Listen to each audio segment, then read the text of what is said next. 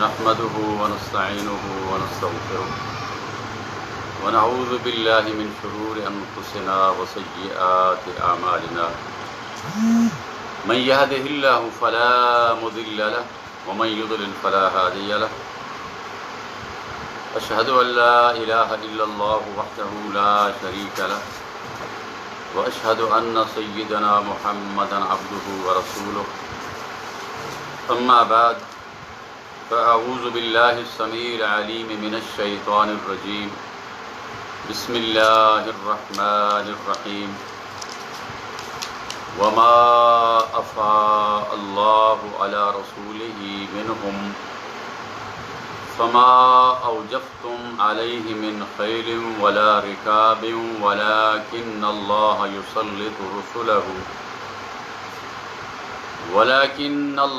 يسلط رسله على من يشاء والله على كل شيء قدير. وعن عمرو بن الحارث قال ما ترك رسول الله صلى الله عليه وسلم دينارا ولا درهما ولا عبدا ولا أمة إلا بغلته البيضاء التي كان يركبها وسلاحه وأرضا جعلها لابن السبيل صدقة. صدق اللہ وصدق رسول اللہ صلی اللہ علیہ وسلم. حمد و ثناء اللہ وحدہ لا شریک کی ذات کے لیے جس نے امت محمد صلی اللہ علیہ وسلم پر خصوصی رحمت فرمائی. اپنی افضل ترین کتاب، اعلیٰ ترین کتاب، مکمل ضابطہ حیات اللہ نے نازل فرمائی اور اللہ نے اپنے حبیب اور اپنے پیارے کو خاتم الانبیاء والمرسلین بنا کر مبعوث فرمایا. اس پر ہم اللہ تعالیٰ کا جتنا بھی شکر ادا کریں وہ کم ہے. معزز سامعین، میں نے آپ کے سامنے سورۃ الحشر کی آیت نمبر 6 پڑھی ہے اور اصح الکتاب بعد کتاب اللہ صحیح البخاری سے ایک حدیث نمبر 4461 یہ آپ کے سامنے پڑھی ہے. پہلے ہم ان کا ترجمہ سن لیتے ہیں اور پھر اس کے بعد میں آگے چلتا ہوں، کیونکہ آج جو میرا موضوع ہے وہ باغ فدق کے متعلق ہے، جو اس وقت خصوصاً اہل تشیع حضرات اس کو بڑا اچھالتے ہیں اور مسلمانوں کے اندر ایک دوسرے کو لڑانے کے لیے وہ اس کو بار بار پیش کرتے ہیں. اور نبی کریم صلی اللہ علیہ وسلم کے صحابہ خصوصاً آپ کے صاحبین شیخین ابو بکر صدیق عمر فاروق رضی اللہ عنہما اور ذو النورین سیدنا عثمان رضی اللہ تعالی عنہ ان کو نعوذ باللہ غاصب اور ظالم قرار دیتے ہیں. میں نے بھی مناسب سمجھا کہ چلو اس سلسلہ میں کچھ میں بھی آپ کے سامنے قرآن و حدیث سے چند چیزیں آپ کے گوش گزار کر دوں. اللہ رب العزت نے ارشاد فرمایا ما افاء اللہ علی رسولہ منہم. بنو نذیر سے، ان سے مراد کیا ہے؟ بنو نذیر جو خیبر کے یہودی تھے. فتح خیبر کے موقع پر اللہ نے جو مال فے ان سے اپنے رسول کے ہاتھ دیا، فما اوجفتم علیہ من خیل ولا رکاب، اس پر نہ تو تم نے اپنے گھوڑے دوڑائے اور نہ ہی تم نے اونٹ دوڑائے. ولیکن اللہ یسلط رسلہ علی من یشاء، لیکن اللہ تعالیٰ کا یہ طریقہ اور سنت رہی ہے کہ وہ اپنے رسولوں میں سے جس کو چاہے کسی پر مسلط کر دے اس کے اوپر اس کو غلبہ عطا فرمائے۔ واللہ علی کل شیء قدیر، اور اللہ ہر چیز پر پوری قدرت رکھنے والا ہے۔ حدیث رسول 4461، اس کے راوی حضرت عمرو بن حارث، یہ عمرو بن حارث حضرت جویریہ ام المومنین کے بھائی ہیں، نبی کریم صلی اللہ علیہ وسلم کے برادر نسبتی اور آپ کے صالح ہیں، وہ اس کے راوی ہیں۔ وہ فرماتے ہیں کہ رسول اللہ صلی اللہ تعالی علیہ وسلم نے وفات کے بعد جو کچھ چھوڑا، نہ دینار چھوڑے، نہ درہم چھوڑے، نہ کوئی غلام چھوڑا، نہ کوئی لونڈی چھوڑی، سوائے سفید رنگ کے اس بغلہ جس کو ہم اپنی زبان میں کیا کہتے ہیں، خچر، سفید رنگ کا خچر چھوڑا، التی کان یرکبھا، جس پر آپ صلی اللہ علیہ وسلم سواری فرمایا کرتے تھے، وسلاحہ، اور آپ صلی اللہ علیہ وسلم نے کچھ اسلحہ چھوڑا، تلواریں وغیرہ اسلحہ چھوڑا، وارضاً، اور زمین چھوڑی جس کو باغ فدق کہا جاتا ہے، اس کی تفصیل میں آپ کو بتاتا ہوں، وہ چھوڑی، اور کس حال میں چھوڑی، جعلها لابن السبیل صدقہ، اس کو اللہ کے رسول صلی اللہ علیہ وسلم نے مسافروں کے لیے صدقہ قرار دے دیا۔ یہ آیت اور یہ حدیث میں یہاں آپ کو تھوڑا تفصیل سے اس طرف لے جاؤں کہ یہ ایک آیت نہیں، بلکہ یہ آیت نمبر 6 سے لے کر 10 تک اس باغ فدق، اس کے بارے میں جو مال فے کے طور پر اللہ تعالیٰ نے اپنے رسول صلی اللہ علیہ وسلم کے ہاتھ دیا، آپ کو اس پر اختیار دیا، اور صرف اختیار آپ کو نہیں دیا بلکہ اس کے مصارف بھی کچھ بیان کر دیے قرآن کے اندر۔ صرف اگر ہم قرآن کو ہی سمجھ لیں، سورۃ الحشر ہے، 28واں سپارہ ہے، آیت نمبر 6، 7، 8، 9، 10، اگر آپ ان چند آیات کو ہی دیکھ لیں تو بات ایک عقل مند شخص کے ذہن میں آ جاتی ہے کہ یہ جو آپ صلی اللہ علیہ وسلم کا باغ فدق تھا، جو آپ کی زمین جو اللہ نے آپ کو دی تھی، آپ کے حوالے کی تھی، جس پر اللہ نے فرمایا کہ اے نبی کے صحابیوں، تم نے اس پر نہ گھوڑے دوڑائے ہیں اور نہ تم نے اونٹ دوڑائے ہیں، یہ مال فے، اور مال فے اس مال کو کہا جاتا ہے جس مال پر بغیر لڑے بھیڑے اللہ تعالیٰ وہ مال مسلمانوں کے ہاتھ دے، وہ مال فے کہلاتا ہے۔ اور مال فے جو ہے اس پر پیغمبر کو اختیار ہے، وہ جہاں چاہے خرچ کرے، لیکن اللہ تعالیٰ نے آگے اس کے مصارف کا کچھ ذکر بھی کر دیا تاکہ آنے والی نسلیں ان کے لیے یہ راستہ بند ہو جائے کہ وہ شاید نبی کریم صلی اللہ علیہ وسلم کے بعد ان کے وارثین کو اس کا وارث قرار دینے لگ جائیں۔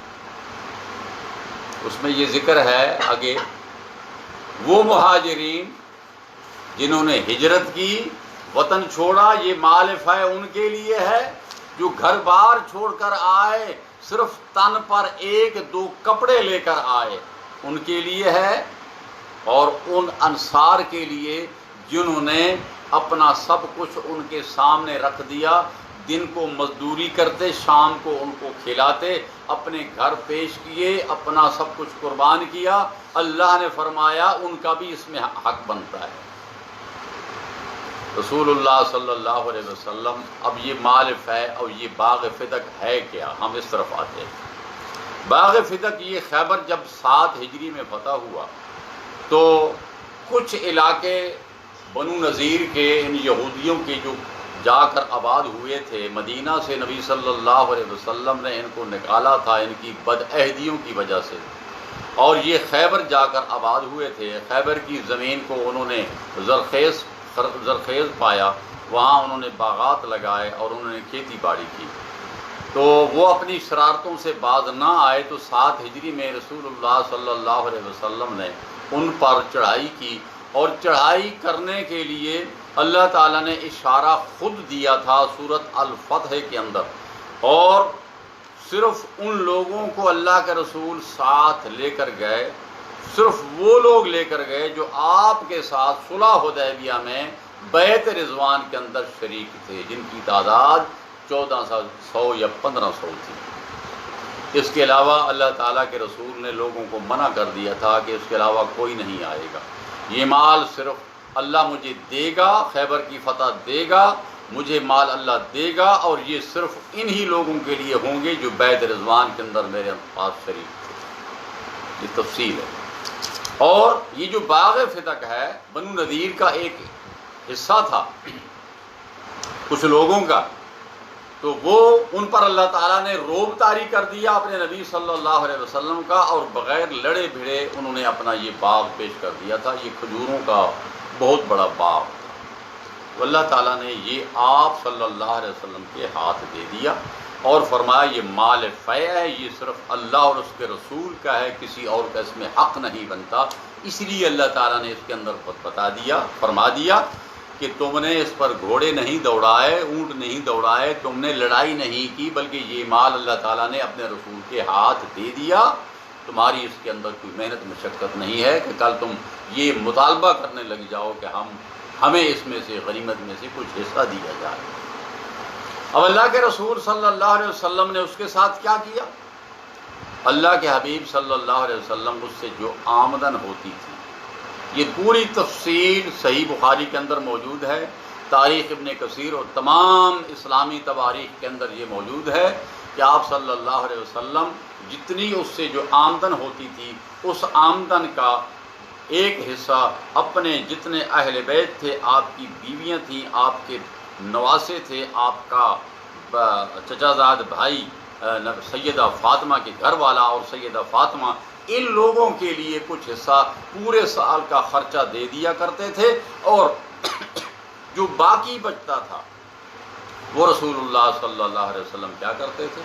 اس کو اسلحہ خریدنے پر، مہاجرین غریبوں فقیروں پر خرچ کرتے، انصار پر خرچ کرتے، مسافروں پر خرچ کرتے، گویا وہ بیت المال میں چلا جاتا تھا۔ یہ اس وقت تک رہا جب تک اللہ کے رسول صلی اللہ علیہ وسلم تقریباً 4 سال زندہ رہے۔ 4 سال تک یہ ایسے ہی چلتا رہا، صرف اہل بیت کو سال کا خرچہ اس میں دے دیا جاتا تھا، باقی کچھ بھی نہیں دیا جاتا تھا۔ جب اللہ کے رسول صلی اللہ علیہ وسلم نے وفات پائی، اب سیدہ فاطمہ الزہرا رضی اللہ عنہا، سیدنا علی اور آپ کی ازواج مطہرات، یہاں لوگ آپ کے ازواج مطہرات کو چھوڑ دیتے ہیں کہ جب انسان فوت ہوتا ہے تو آپ کی اس شخص کی جو بیوی ہوتی ہے، جو بیویاں ہوتی ہیں، وہ اس کی حصے دار ہوتی ہیں اس کی وراثت میں۔ یہ قرآن کے اندر تو موجود ہے، لکھا ہوا۔ لیکن جو لوگ اس بات پر زور دیتے ہیں کہ سیدہ کا حصہ، سیدہ کا حق مارا گیا تھا، وہ صرف سیدہ کا حق نہیں تھا، وہ نبی کریم صلی اللہ علیہ وسلم کی بیویوں کا بھی حق تھا، جو اس وقت تعداد میں 9 کی تعداد میں موجود تھی، ان کا بھی حق تھا۔ تو یہ بیویاں آپ صلی اللہ علیہ وسلم کی امہات المومنین اور سیدہ فاطمہ الزہرا رضی اللہ عنہا، عباس، یہ حضرات گئے نبی کریم صلی اللہ علیہ وسلم سے، انہوں نے مطالبہ کیا کہ چونکہ وہ زمین خالصتاً، حضرت ابوبکر صدیق جب خلیفہ بنے تو انہوں نے حضرت ابوبکر صدیق سے جا کر اپنا حصہ مانگا کہ نبی کریم صلی اللہ علیہ وسلم چونکہ فوت ہو گئے ہیں، ان کی وہ وراثت ہے، وہ ان کا اپنا مال تھا، لہذا ہم آئے ہیں کہ اب ہم میں وہ مال تقسیم کر دیا جائے۔ اس میں ازواج مطہرات بھی گئی تھی، انہوں نے بھی یہ مطالبہ کیا تھا، سیدہ فاطمہ کا اکیلا مطالبہ نہیں تھا جیسا کہ آج عام لوگوں کے ذہنوں کے اندر پایا جاتا ہے۔ اب یہاں میں آپ کو یہ بھی بتاتا چلوں کہ اب ہمیں ان معاملات کے اندر الجھا دیا گیا ہے۔ 1400 سال پرانا قصہ ہے، واقعہ ہے، قیامت کے دن آپ سے نہیں پوچھا جائے گا کہ اس میں کس کس کا حق ہے، پوچھا جائے گا کسی سے نہیں پوچھا جائے گا۔ پوچھا کیا جائے گا کیا آپ اللہ کو وحدہ لا شریک مانتے تھے؟ اس کے نبی کی ختم نبوت پر آپ کا ایمان و یقین تھا، نماز پڑھتے تھے سنت کے مطابق، روزہ رکھتے تھے، زکوٰۃ دیتے تھے، حج کرتے تھے، ان تمام چیزوں کے اوپر پردہ ڈال دیا گیا اور ہمیں آپس میں لڑانے کے لیے اس لائن پہ لگا دیا گیا کہ دیکھو جناب اہل بیت کے ساتھ کتنا ظلم ہوا، دیکھو جناب اہل بیت کے ساتھ کتنا ظلم ہوا۔ خلافت کا حق حضرت علی کا تھا، ابو بکر صدیق کا نہیں تھا۔ کہ 1400 سال پرانے مقدمے آج سڑکوں پر لا کر لگا دیے گئے ہیں اور عوام الناس کے سامنے وہ اعلیٰ عظیم ہستیاں تھیں، وہ پاک ہستیاں تھیں، معاملہ ان کا تھا۔ ان ہستیوں کے وہ ہستیاں بالاتفاق وہ ہستیاں تھیں کہ جن کی جوتیوں کے برابر بھی ہماری حیثیت نہیں ہے، اور مقدمہ ان کا ہمارے سامنے پیش کیا جا رہا ہے 1400 سال بعد، سڑکوں پر آ کر پیش کیا جا رہا ہے۔ کیا یہی اسلام ہے؟ کدھر گئے ارکان اسلام؟ کدھر گئے یہ ارکان ایمان؟ وہ سارا کچھ دب گیا ہے۔ اگر ہے تو کیا ہے جناب، سڑکوں پر آ گئی، سیدنا حسین رضی اللہ تعالیٰ عنہ کو شہید کر دیا گیا، ظالموں نے شہید کیا، ہم ان سے بدلہ لینے کے نکلے ہیں۔ کہاں کوفہ، کہاں پاکستان، کہاں انڈیا، کہاں بنگلہ دیش؟ سڑکوں پر جناب سیدنا حسین کے بدلے ان کے غم میں پیٹا جا رہا ہے۔ کہ یہ اسلام ہے؟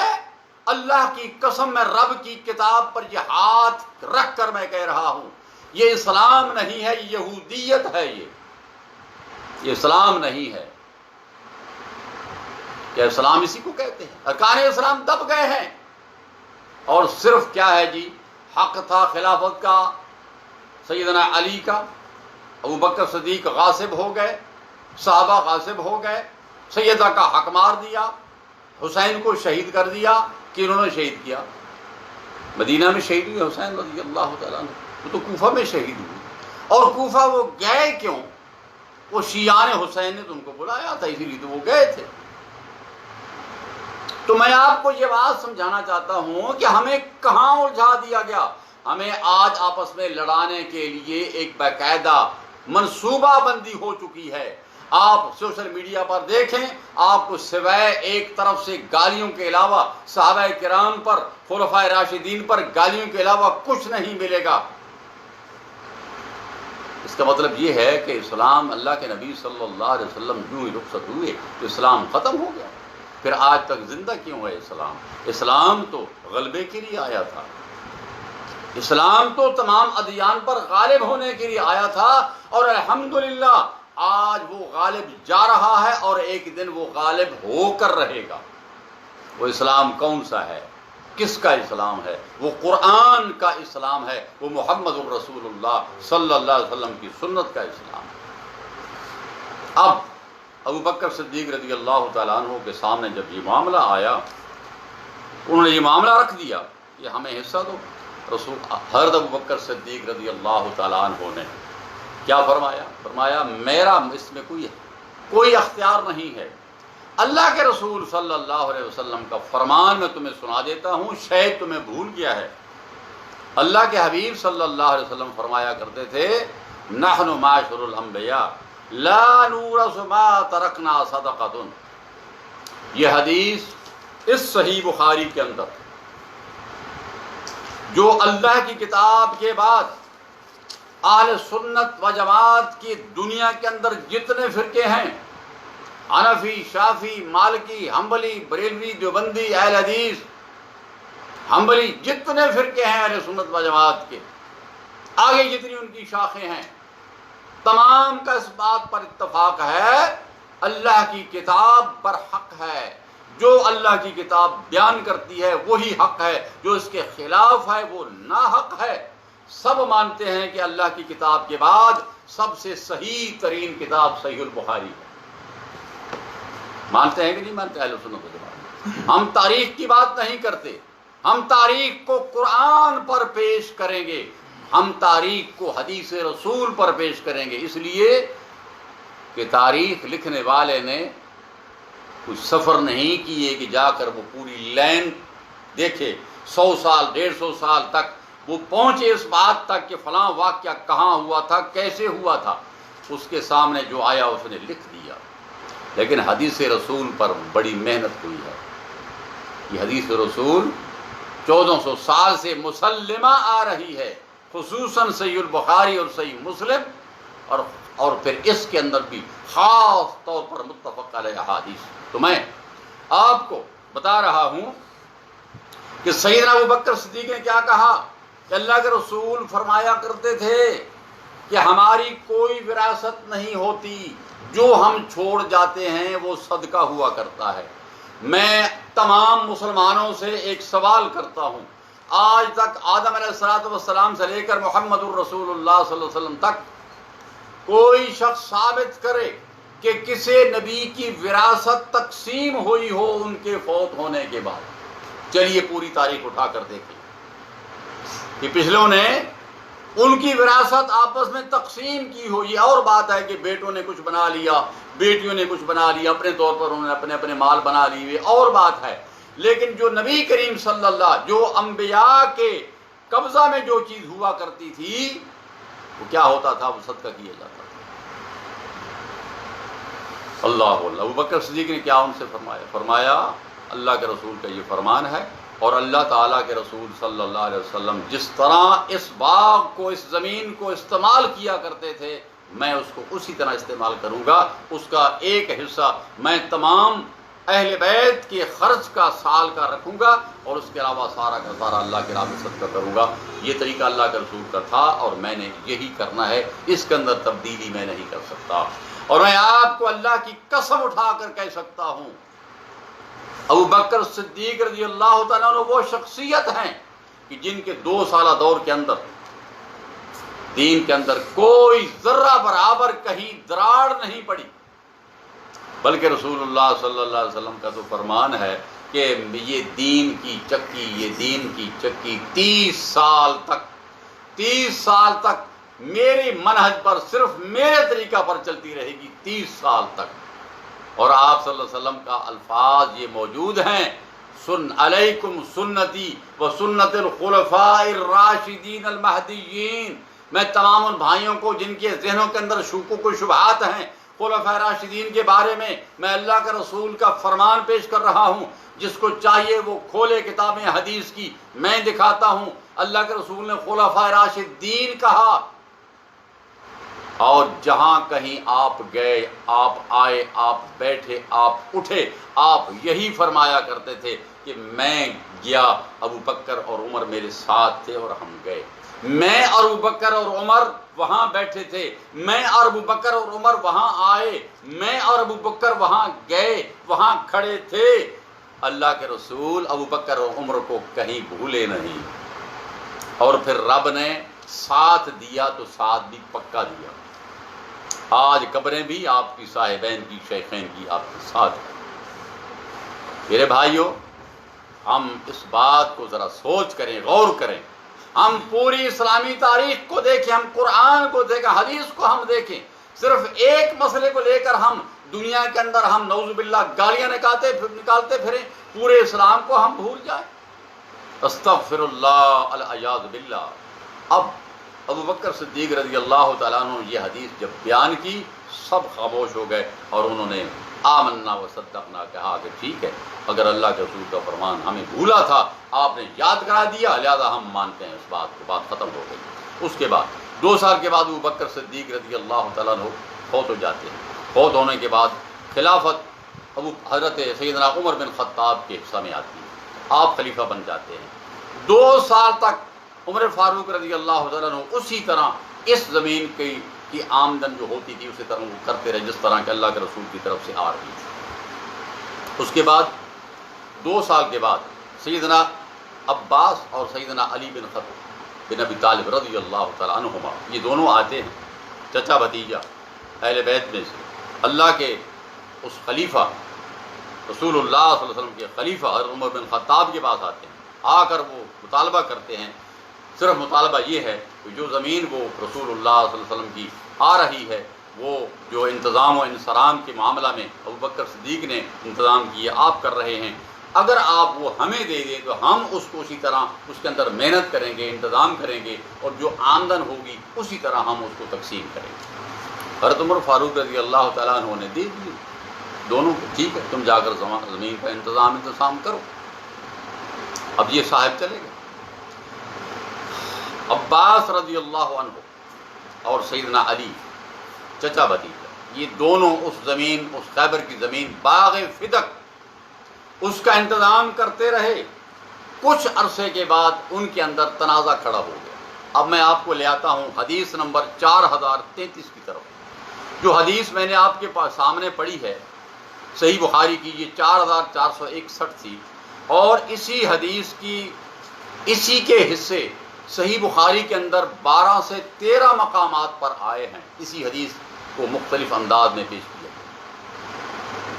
اب یہ حدیث مفصل حدیث ہے، 4033 حدیث نوٹ کر لیں صحیح بخاری کی، جا کر اس کو پڑھیں، انٹرنیٹ سے ڈاؤن لوڈ کر کے پڑھیں۔ اس حدیث کے اندر کیا لکھا ہوا ہے؟ حضرت عمر فاروق رضی اللہ تعالیٰ عنہ بیٹھے ہیں، اپنے گھر میں بیٹھے ہیں، دارالعمارہ میں بیٹھے ہیں، آپ کا چوکیدار یرفع دروازے پر کھڑا ہے، 4 حضرات آتے ہیں، حضرت عثمان بن عفان رضی اللہ عنہ ذو النورین، حضرت عبد الرحمن بن عوف، سعد بن ابی وقاص اور زبیر بن عوام، یہ چاروں صحابی عشرہ مبشرہ میں سے ہیں۔ یہ آ کر اجازت مانگتے ہیں، یرفع سے کہتے ہیں کہ جا کر عمر بن خطاب سے کہو کہ ہم آنا چاہتے ہیں۔ آپ کو اطلاع دی گئی، آپ نے فرمایا ان کو آنے دو۔ یہ چاروں حضرات آ گئے، آ کر بیٹھ گئے۔ ابھی تھوڑی ہی دیر گزری تھی کہ باہر سیدنا عباس اور سیدنا علی رضی اللہ عنہما یہ دونوں آ گئے دروازے پر۔ یرفع پھر آیا، حضرت عمر سے کہا حضرت یا رسول اللہ، حضرت باہر کھڑے ہیں عباس اور علی، وہ اندر آنا چاہتے ہیں۔ امیر المومنین عمر بن خطاب نے فرمایا ان کو آنے دو، آ جائیں۔ وہ بھی آ گئے۔ اب انہوں نے پہلے ان 4 صحابہ کو بھیجا تھا اپنی سفارش کے لیے، اور آپ بھی پیچھے آ گئے، یہ بیٹھ گئے۔ یہ حدیث نمبر 4033 کی میں بات میں کر رہا ہوں، پوری تفصیل آپ کے سامنے رکھ رہا ہوں۔ اب جب سارے بیٹھ گئے تو ان 4 نے اپنا مدعا بیان کیا حضرت عمر بن خطاب کے سامنے کہ حضرت ہم آئے ہیں کہ ان کا آپس میں کچھ جھگڑا ہے، چچے بھتیجے کا، باغ فدق کے بارے میں، آپ ان کا فیصلہ کر دیجیے تاکہ ان کا جھگڑا ختم ہو جائے اور یہ راحت محسوس کرے۔ یہی بات انہوں نے کہی۔ حضرت عمر بن خطاب رضی اللہ تعالیٰ عنہ پہلے متوجہ ہوئے ان 4 کی طرف، اور آپ نے فرمایا میں آپ کو اللہ کا واسطہ دے کر پوچھتا ہوں، آپ سے اللہ کا واسطہ دے کر آپ سے پوچھتا ہوں کہ کیا اللہ کے رسول صلی اللہ علیہ وسلم نے یہ نہیں فرمایا تھا کہ ہم جو چیز چھوڑ جائیں ہمارا صدقہ ہوتا ہے، وراثت نہیں ہوتی ہے، کہ پچھلے وارث ہمارے تقسیم کرتے کرتے۔ اور دوسری بات، یہی بات عمر بن خطاب نے ان دونوں حضرات سے بھی کہی، سیدنا عباس اور سیدنا علی رضی اللہ عنہما سے ان سے بھی کہی۔ ان ساروں نے مانا کہ واقعی بات ایسی ہی ہے۔ اب بات جھگڑے پر آ گئی تو عمر بن خطاب رضی اللہ تعالیٰ عنہ نے فرمایا کہ جب تک یہ باغ رسول اللہ صلی اللہ علیہ وسلم کے پاس رہا، آپ نے اس کا اس طرح تصرف کیا، اس کی جو آمدن ہوتی تھی آپ اس طرح کرتے تھے۔ ابوبکر صدیق رضی اللہ تعالیٰ عنہ کو جب دور آیا تو جو آمدن اس سے ہوتی تھی 2 سال تک وہ بھی اسی طرح کرتے رہے، اہل بیت کو دے دیا کرتے تھے، سال کا خرچ ازواج مطہرات کو، سیدہ فاطمہ کو، سب کو دے دیا کرتے تھے، اور باقی اللہ کی راہ میں خرچ کیا کرتے تھے۔ پھر 2 سال تک میں نے بھی ایسے کیا، اور ہم سب کے سب ابوبکر صدیق اور میں الحمدللہ ہم حق پر تھے، سچ پر تھے، اور سچ کی اتباع کر رہے تھے۔ کیا یہ بات ٹھیک ہے؟ انہوں نے کہا جی ٹھیک ہے۔ انہوں نے کہا اب میں نے تمہارے کہنے پر، آپ کے کہنے پر، عباس اور علی رضی اللہ عنہما کے کہنے پر میں نے زمین تمہارے حوالے کی، جب تک تم نے اس کو چاہا استعمال کیا۔ اب تمہارا آپس میں جھگڑا ہے، اگر تم یہ چاہتے ہو کہ وہ زمین ہمارے پاس رہے تو جاؤ، جا کر اکٹھے جا کر کام کرو اور اسی طرح کرو جس طرح پہلے کر رہے تھے، مجھے کوئی اعتراض نہیں ہے۔ لیکن اگر آپ یہ کہتے ہیں، جیسا کہ انہوں نے اپنا سوال کیا کہ آپ ہمارے درمیان تقسیم کر دیں، کچھ حصے کا میں انتظام کروں، کچھ کا عباس کریں، حضرت علی کی یہ مدعا تھی، تو عمر فاروق نے فرمایا کہ یہ کام میں کبھی نہیں کروں گا، اس لیے یہ وراثت نہیں ہے کہ میں تمہارے درمیان تقسیم کر دوں، پھر کل تم دعویٰ کرتے رہو گے کہ یہ تو مجھے ملا ہے، یہ میرا حق ہے۔ اگر تم اس طرح جس طرح پہلے چلا رہے تھے اگر چلا سکتے ہو تو ٹھیک ہے، ورنہ میرے حوالے کر دو اور پھر میں اس کو چلاؤں گا۔ یہ ہے باغ فدق کا پورا ایک مجمل سا قصہ جو آپ کے سامنے میں نے رکھا ہے۔ قرآن حدیث سے، قرآن پاک سے میں نے آپ کے سامنے سورت الحشر 28ویں سپارہ سے جو آیات پڑھی آپ ان کو بھی دیکھیں پڑھیں، اور صحیح البخاری حدیث نمبر خصوصاً 4033 آپ اس کو پڑھیں۔ اس کے علاوہ جو باقی احادیث ہیں جس طرح 2739 ہے یا 4461 ہے، یہ دو احادیث اور اس کے ساتھ اور بہت سی 12-13 احادیث ہیں، آپ سب کا مطالعہ کریں تو آج جو ہمارے سامنے جو نقشہ پیش کیا جا رہا ہے یہ سراسر غیر شرعی، غیر قانونی ہے، اور سب سے بڑھ کر یہ کہ یہ 1400 سال پرانا قضیہ ہے۔ یہ 1400 سال پرانا قضیہ یہ کوئی معمولی ہستیوں کا نہیں ہے، یہ اعلیٰ ہستیوں کا ہے، اور یہ فیصلہ اس سے اوپر والا ہی کر سکتا ہے، یہ ہم نہیں کر سکتے۔ اور اگر بفرض محال اگر آپ کوئی مانگتا ہے یہ پیش کرتا ہے تو کیا ہم ان کو حق دلا سکتے ہیں؟ عمر فاروق سے، ابوبکر صدیق سے کیا ہم دلا سکتے ہیں؟ کیا ان کے پاس یہ حق باقی ہے؟ نہیں۔ سیدنا حسین رضی اللہ تعالیٰ عنہ کا قتل ہو، ان کی شہادتیں ہوں، تو کیا یہاں ان کے قاتلین موجود ہیں اس ملک کے اندر؟ اب تک یہ قضیہ پرانا ہے، اس قضیے سے ہمیں ایک اور طرف لگا دیا گیا کہ بس اس طرف لگ جاؤ کہ سیدنا حسین کو شہید کیوں کیا گیا، کس نے کیا، اور باغ فدق سیدہ فاطمہ کا حق تھا وہ کیوں نہیں دیا گیا، اور ولایت اور امامت اور خلافت حضرت علی کا حق تھا، جنگ جمل اور صفین کے پیچھے لگا دیا گیا۔ ان چیزوں کے بارے میں کسی مسلمان سے قیامت کے دن نہیں پوچھا جائے گا۔ ہاں، اگر ہم نے اس کے اندر اپنی لافزنی کی اور ہم نے اس کے اندر اگر ہم نے اپنی مرضی سے کچھ باتیں کی، صحابہ کرام کو نعوذ باللہ سخت سست کہا یا ان پر نعوذ باللہ طعن و تشنیع کی، تو پھر ہم سے پوچھا جائے گا۔ ہم سے کبھی نہیں پوچھا جائے گا کہ حق کس کا تھا اور کس نے نہیں دیا، ہم سے نہیں پوچھا جائے گا۔ آج ہمیں دین اسلام سے دور کرنے کا ایک منصوبہ ہے باقاعدہ، اس منصوبے پر پوری محنت ہو رہی ہے، گالیاں بکی جا رہی ہیں اور پوچھنے والا کوئی نہیں ہے۔ ہم یہاں کڑتے ہیں، ہم سڑتے ہیں، ہمارا سینہ جلتا ہے کہ کیوں اصحاب رسول کو، وہ خواہ وہ اہل بیت رسول ہوں یا وہ خواہ خلفائے راشدین ہوں یا آپ صلی اللہ علیہ وسلم کا ادنا صحابی ہو، اس کو کیوں برا بلا کہا جائے؟ اس لیے کہ اللہ کے رسول صلی اللہ علیہ وسلم نے صاف فرما دیا ہے، لا تسبوا اصحابی، خبردار میرے صحابہ کو برا بلا نہیں کہنا ہے، ان کو گالی نہیں دینی ہے۔ ان کا ایک مد خرچ کیا ہوا اللہ کی راہ میں، اس کی اتنی قیمت ہے کہ اگر تم ایک سونے کا احد پہاڑ برابر سونا بھی خرچ کرو، ان کے تم اس مد کو نہیں پہنچ سکتے۔